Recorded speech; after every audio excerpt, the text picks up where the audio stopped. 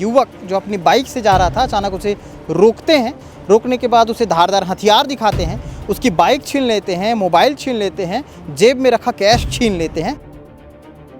ये बाइक को यहीं पर छुपा करके रखे हुए थे ऐसा बताया जा रहा है। इस तरह की घटना को अंजाम दिया था जहां पर इन्होंने धारदार हथियार से वार भी किया था। दोनों थाने की टीआई आपस में बातचीत करते हैं और प्लान करते हैं इन्हें पकड़ने का। यहाँ पर रिक्रिएशन हो रहा था, 2 अपराधियों को लाया गया था, 2 लड़कों को।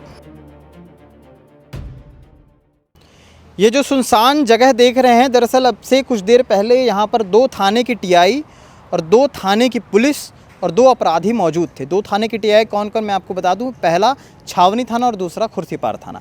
आने का कारण ये था कि अब से कुछ देर पहले यहाँ पर रिक्रिएशन हो रहा था। 2 अपराधियों को लाया गया था, 2 लड़कों को, जिन लोगों ने एक घटना को अंजाम दिया मिलन चौक के पास। वहाँ पर एक युवक जो अपनी बाइक से जा रहा था अचानक उसे रोकते हैं। रोकने के बाद उसे धारदार हथियार दिखाते हैं, उसकी बाइक छीन लेते हैं, मोबाइल छीन लेते हैं, जेब में रखा कैश छीन लेते हैं और उसके बाद उसे जान से मारने की धमकी देते हैं। डर के मारे वो वहाँ से भाग जाता है। भागने के बाद अपने पिता को बताता है। पिता थाने पहुँचते हैं, थाने में जानकारी दी जाती है। जानकारी वगैरह चल ही रही थी कि तभी पता चलता है कि इन्हीं 2 लड़कों ने मिलन चौक में जिस घटना को अंजाम दिया, इससे पहले भी कई ऐसी घटनाओं को अंजाम ये पहले भी दे चुके हैं, यानी कि पुराने अपराधी रहे हैं। इसी के साथ साथ मिलन चौक की घटना के बाद भी इन्होंने कुछ क्षेत्र में इस तरह की घटना को अंजाम दिया था जहां पर इन्होंने धारदार हथियार से वार भी किया था, ऐसा हमको सुनने में आया है। आखिरी जो मामला था ये खुर्सीपार थाना क्षेत्र में इन्होंने कृत्य किया और उसके बाद दोनों थाने की टीआई आपस में बातचीत करते हैं और प्लान करते हैं इन्हें पकड़ने का। अब ये दोनों लड़कों को किसी तरह से पकड़ करके तत्काल जो है पुलिस ने कार्रवाई की और चूंकि परिवार काफ़ी डरा हुआ था उनके बेटे के साथ जो कुछ हुआ उसको लेकर के, तो तत्काल उन्हें दिलासा दिलाया और उन दोनों लड़कों को पुलिस पकड़ के लाती है इस जगह पे। इस जगह पे लाने का कारण ये था कि उन लड़कों ने, जिनके पास एक बाइक और एक स्कूटी जब्त की गई, हालांकि दोनों छिनतई चोरी की बताई जा रही हैं और उसी के साथ साथ ये बाइक को यहीं पर छुपा करके रखे हुए थे ऐसा बताया जा रहा है। आपको आरोपियों की तस्वीर लगातार मैं दिखा रहा हूं इस स्क्रीन पर, जिसमें एक युवक जो शुभम मराठा है जो लंगड़ाकर चल रहा है और दूसरा युवक है बॉबी कहते हैं उसे। जो युवक लंगड़ाकर चल रहा है, दरअसल बताया गया कि जब पुलिस उसे पकड़ने गई तो वो भागने की कोशिश करने लगा, इतने में ही वो गिरता है, उसके पैर में तेज चोट लगती है और चोट लगने के बाद वो इस तरह से हो गया।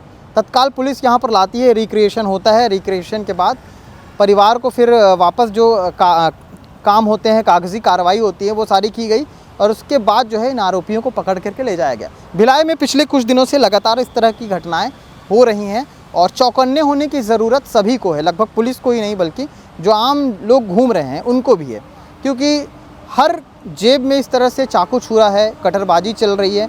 तो ये थोड़ा चिंताजनक विषय है। पुलिस अपनी तरफ से पूरी कोशिश कर रही है, क्योंकि आरोपी आरोप करने से पहले ये बताएगा नहीं चिल्ला करके मैं आरोप करने वाला हूँ, तो पुलिस को जाहिर तौर पे या किसी को भी जाहिर तौर पे पता नहीं चलेगा।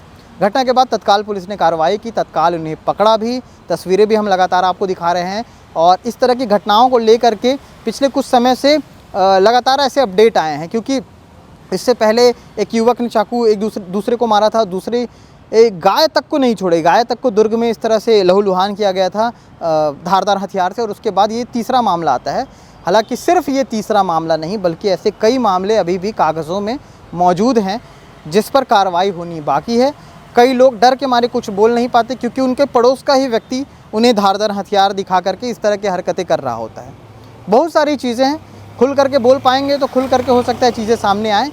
जो डरते हैं वो इसलिए डरते हैं कि परिवार में अगर कुछ हो गया तो दिक्कत हो सकती है। तो बहुत सारी चीज़ें हैं, भीतर से डर निकालने की ज़रूरत है, जागरूकताओं की ज़रूरत है और ऐसे अभियानों की ज़रूरत है जिन्हें पुलिस को हर ऐसे स्लम एरियाज़ में जा कर के चलाना चाहिए। फिलहाल इस खबर में इतना ही। अपडेट जो था ये मैंने दे दिया है। आरोपियों के पुराने अपराध जो हैं वो काफ़ी सारे हैं, तो उसकी अलग लिस्ट होगी, वो कभी हम आपको फुर्सत से बताएंगे। फिलहाल जिस खबर में जो था वो मैंने आपको बताया। आगे क्या कुछ अपडेट रहेगा वो भी मैं आप तक पहुंचाते रहूँगा। शुक्रिया।